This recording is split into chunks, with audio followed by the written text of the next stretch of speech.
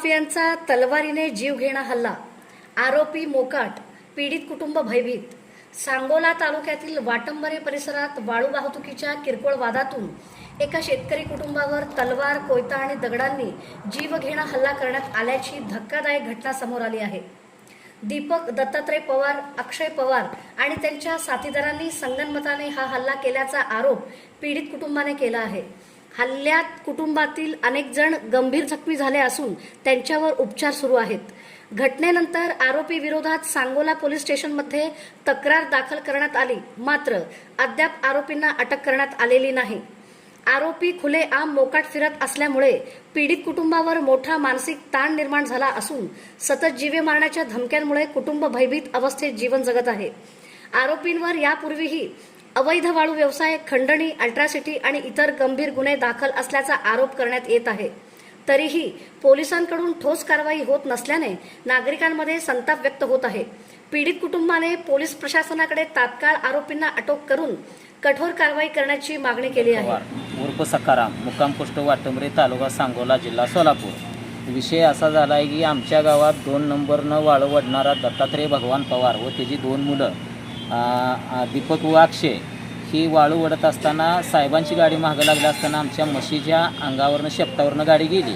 मग गेल्यावर मी त्याला अशी गाडी इथनं आणू नको म्हटल्यावर मला आरेरावीची भाषा केल्यावर मी महसूल अधिकाऱ्याकडे त्यांची तक्रार दिली आणि त्यांनी चौकशी करून त्याला दंड केला।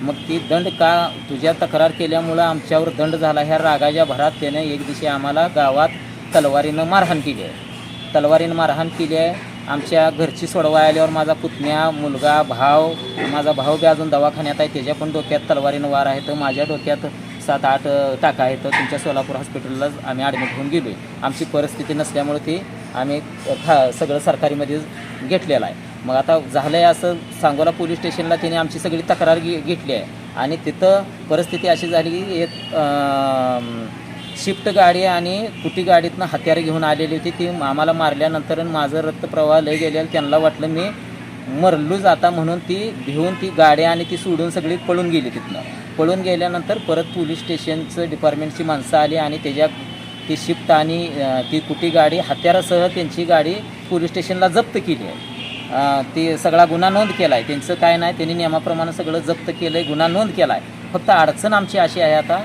साहेब, त्याच्यावर पहिलं पण लय गुन्हा आहेत, चोरीचं, खंडणीचं, 2 दारूची दुकान आहे ती त्याची, वाळूवड आहे। आणि आता आम्हाला भ्या असा आहे की साहेब म्हणते तर त्याला आम्ही तडीपार करतो, पण आम्हाला भ्या असा आहे की आमच्या तालुक्यात तडीपार केलेली माणसं आम्ही बघतोय संध्याकाळी रातचं घरी येते ती आणि जाते ती। मग त्याच्याकडे आहे पिस्तूल, त्याचं गुंड प्रवृत्तीचा माणूस आहे। आम्हाला त्याच्यापासून भ्या आहे, आमच्या जीवाला धोका आहे, आमच्या कुटुंबाला धोका आहे, मला धोका आहे। रातचं येऊन ती काय बी करू शकतो। म्हणून आम्हाला पोलीस प्रशासनाला आमची एक विनंती आहे तुमच्या माध्यमातून की बाबांनो, ह्या माणसाला तडीपार करण्यापेक्षा ह्या माणसाला आतमध्ये टाका, म्हणजे आम्हाला धोका होणार नाही। अशी एवढी आमची तुमच्या मीडियामार्फत तेवढं आम्हाला सहकार्य होईल म्हणून आम्ही तुमच्या पथावर आलो आहे।